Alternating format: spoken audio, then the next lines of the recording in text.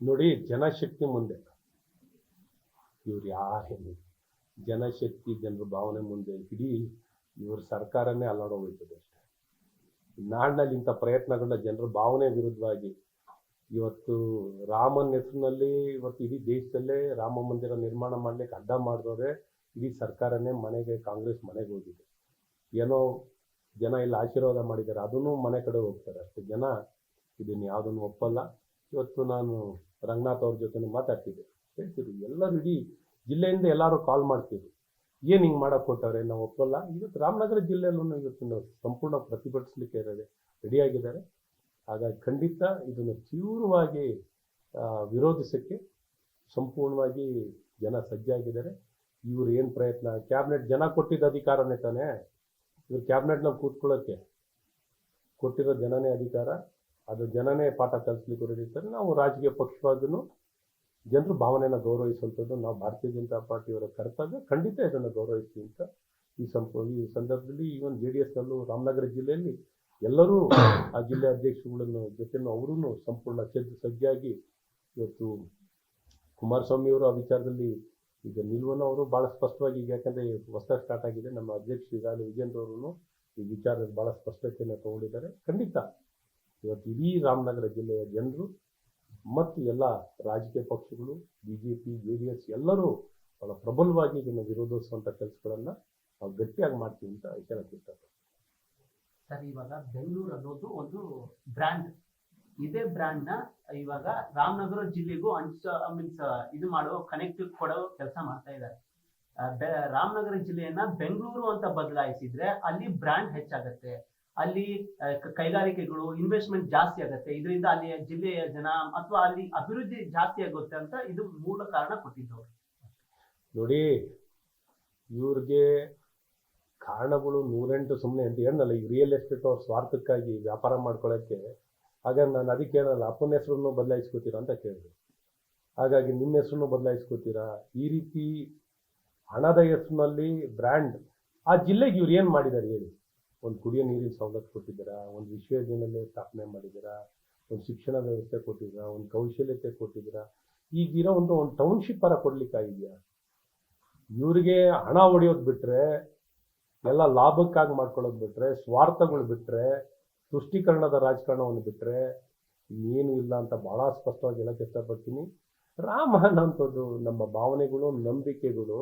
ರಾಮನಗರ ಅಂತ ಹೆಸರಿಗೆ ಇವರು ಎಲ್ಲೋ ಒಂದು ಕಡೆ ತಿರ್ಚೋ ಕೆಲಸ ಅಥವಾ ಮರುನಾಮಕರಣ ಮಾಡಲಿಕ್ಕೆ ಕೊಟ್ಟಿರೋಂಥದ್ದು ಇಡೀ ಜನರ ಭಾವನೆ ವಿರುದ್ಧವಾಗಿರುತ್ತೆ ಅಂತ ಹೇಳಕ್ಕೆ ಇಷ್ಟಪಡ್ತೀನಿ. ಬ್ರ್ಯಾಂಡ್ ಇವರೇನು ರಾಮನಗರ ಬ್ರ್ಯಾಂಡು ನಡೆಯಲ್ಲ ಅಂತಂದ್ರೆ, ರಾಮನ್ ಬ್ರ್ಯಾಂಡ್ ಇಡೀ ದೇಶಕ್ಕೆ ಇದೆ. ರಾಮನ್ ಬ್ರ್ಯಾಂಡ್ಗಿಂತ ಇವ್ರದ್ದೇನು ದೊಡ್ಡ ಬ್ರ್ಯಾಂಡು ಬೆಂಗಳೂರಿಗೇನು ಬರ್ಲಿಕ್ಕೆ ಸಾಧ್ಯ ಇಲ್ಲ. ರಾಮನಗರ ಅನ್ನೋಂಥ ಬ್ರ್ಯಾಂಡು ಇವ್ರಿಗೆ ಮಾಡ್ಲಿಕ್ಕಾಗಲಿಲ್ಲ ಅಂದರೆ ನಾವು ಮಾಡ್ತೀವಿ ಬಿಡಿ, ತೋರಿಸ್ತೀವಿ ರಾಮನಗರನ ಹೆಂಗೆ ಅಭಿವೃದ್ಧಿ ಮಾಡ್ಬೋದು ಅಂತ ಇವ್ರಿಗೆ ಗೊತ್ತಿಲ್ಲ. ರಾಮನಗರನ ಹೆಂಗೆ ಅಭಿವೃದ್ಧಿ ಮಾಡ್ಬೋದು ಅನ್ನೋಂಥದ್ದನ್ನ ಬೇಕಾದ್ರೆ ಜಸ್ಟ್ ಈಗ ನಮ್ಮ ಅವಧಿನಲ್ಲಿ 3.25 ವರ್ಷದಲ್ಲಿ ತೋರಿಸಿದ್ದೀವಿ. ಏನು ಮೆಡಿಕಲ್ ಕಾಲೇಜ್ ಮಾಡೋಕ್ಕೆ ಇವ್ರ ಕೈನಲ್ಲಿ ಆಗಿರಲಿಲ್ಲ. ಒಂದು ರಾಜೀವ್ ಗಾಂಧಿ ಯೂನಿವರ್ಸಿಟಿ ಕ್ಯಾಂಪಸ್ ಮಾಡ್ಲಿಕ್ಕಾಗಿತ್ತಾ? ಮಾಡೋಕ್ಕಾಗಿರಲಿಲ್ಲ. ಇದು ಇಂಜಿನಿಯರಿಂಗ್ ಕಾಲೇಜ್ ಅಭಿವೃದ್ಧಿ ಮಾಡೋಕ್ಕಾಗಿತ್ತಾ? ಬೆಂಗಳೂರು ಯೂನಿವರ್ಸಿಟಿ ಕ್ಯಾಂಪಸ್ ಮಾಡೋಕ್ಕಾಗಿತ್ತಾ? ಈ ರೀತಿ ಮಾರುಕಟ್ಟೆ, ರೇಷ್ಮೆ ಮಾರುಕಟ್ಟೆ ಏನಾದ್ರು ಒಂದು ಮಾಡೋಕ್ಕೆ ಪ್ರಯತ್ನ ಬಿಟ್ಟಿದ್ದೀರಾ? ಯಾವ್ದಾದ್ರು ಮಾವು ಪರಿಷ್ಕರಣಾ ಘಟಕ ಇದೆ, ಇವತ್ತು ಕುಡಿಯೋ ನೀರಿಂದ ಯೋಜನೆಯಿಂದ ಇದ್ದು ನೀವು ಟೌನ್ಶಿಪ್ ಇವತ್ತು ನೋಡಿ, ಬಿಡ್ದಿ ಮತ್ತು ಹಾರೋಹಳ್ಳಿಗೆ ಟೌನ್ಶಿಪ್ ಮಾಡೋಕ್ಕೆ ಇವತ್ತು ಆ್ಯಕ್ಟಲ್ಲಿ ನಮ್ಮ ಸರ್ಕಾರದಲ್ಲಿ ತಂದಿದ್ದು. ಇವತ್ತು ಟೌನ್ಶಿಪ್ ಮಾಡಲಿಕ್ಕೆ ಎಲ್ಲರೂ ಹೊರಟಿದ್ದಾರೆ. ಇರೋ ಟೌನ್ಶಿಪ್ನ ಎಲ್ಸಿಟ ಇಡೀ ದೇಶಕ್ಕೆ ಒಂದು ಮಾಡಲಿದೆ. ಇಂಡಸ್ಟ್ರಿಯಲ್ ಏರಿಯಾನು ರೆಸಿಡೆನ್ಷಿಯಲ್ ಏರಿಯಾ ಮಿಕ್ಸ್ ಮಾಡೋಂಗಿಲ್ಲ. ಈ ರೀತಿ ಪ್ರಯತ್ನಗಳನ್ನು ನೋಡಿ, ಇವ್ರಿಗೇನಾದ್ರು ಒಂದು ಎಳ್ಳಷ್ಟು ಸೊಳ್ಳೆನೇ ಹೊಡಿಲಿಕ್ಕೆ ಬರಲ್ಲ, ಇವರಿಗೆ ಸೊಳ್ಳೆ ಸಾಯಿಸ್ಲಿಕ್ಕೆ ಬರಲ್ಲ. ಇನ್ನೇನು ಮಾತಾಡ್ತಾರೆ ಇವರು? ಗವರ್ನೆನ್ಸು, ಏನು ದೊಡ್ಡ ದೊಡ್ಡ ವಿಚಾರ ಮಾತಾಡ್ತಾರೆ, ಫ್ಯಾಷನ್ನು, ಹಾಬಿ, ಏನೇನೋ ಮಾತಾಡ್ತಾರೆ. ಎಲ್ಲ ಏನೇನೋ ಹೇಳ್ತಾವ್ರೆ ಅಂತ ಈ ವ್ಯಕ್ತಿ. ಇವರಿಗೆ ಜನರ ಬಗ್ಗೆ ನಯ ಪೈಸಾ ಎಳ್ಳಷ್ಟು ಕಾಳಜಿ ಇಲ್ಲ. ಭಾಳ ಸ್ಪಷ್ಟವಾಗಿ ಹೇಳಕ್ಕೆ ಇಷ್ಟಪಡ್ತೀನಿ. ಇವ್ರ ಕ್ರೆಡಿಬಿಲಿಟಿ ಏನ್ರಿ? ಇವ್ರ ಕ್ರೆಡಿಬಿಲಿಟಿ ಏನು?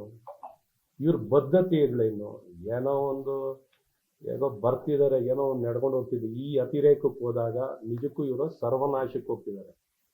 ಇವರ ವಿನಾಶದ ಕಾಲ ಈಗಾಗಲೇ ಜನ ತಿರಸ್ಕಾರ ಮಾಡಿದ್ದಾರೆ. ಲೋಕಸಭಾ ಚುನಾವಣೆಯಲ್ಲಿ ತಿರಸ್ಕಾರ ಮಾಡಿದ್ದಾರೆ. ಇವನ್ನೆಲ್ಲ ಮಾಡಿದ್ರು ಈ ಚೇಷ್ಟೆ ಕೆಲಸಗಳನ್ನ ಭಾವನೆಗಳ ಜೊತೆ ಆಡೋವಂಥದ್ದನ್ನ ಇವರು ಎಲ್ಲಿವರೆಗೂ ಬಿಡಲ್ಲ. ಇವರು ಅತಿರೇಕಕ್ಕೆ ಹೋಗಿ ವಿನಾಶದ ಕಾಲಕ್ಕೆ ಬಂದಿದ್ದಾರೆ.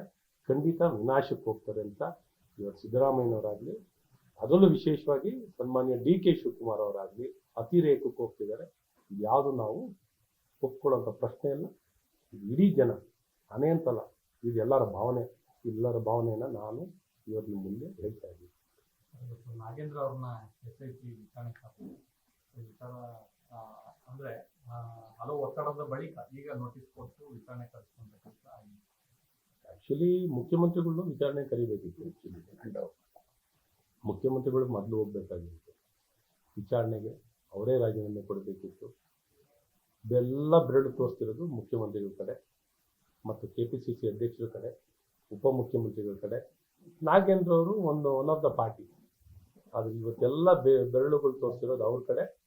ಇವತ್ತು ಚೀಫ್ ಅಕೌಂಟ್ ಆಫೀಸರೇ ಅವರೇ ಕೋರ್ಟಲ್ಲಿ ಸ್ಟೇಟ್ಮೆಂಟ್ ಫೈಲ್ ಮಾಡಿರೋವಂಥದ್ದಿದೆ. ಇವೆಲ್ಲವೂ ನೋಡಿದಾಗ ಭಾಳ ಸ್ಪಷ್ಟವಾಗಿ ಕಾಣುತ್ತೆ. ಬಾರಿನೂ ಮಹರ್ಷಿ ವಾಲ್ಮೀಕಿ ನಿಗಮದಲ್ಲಿ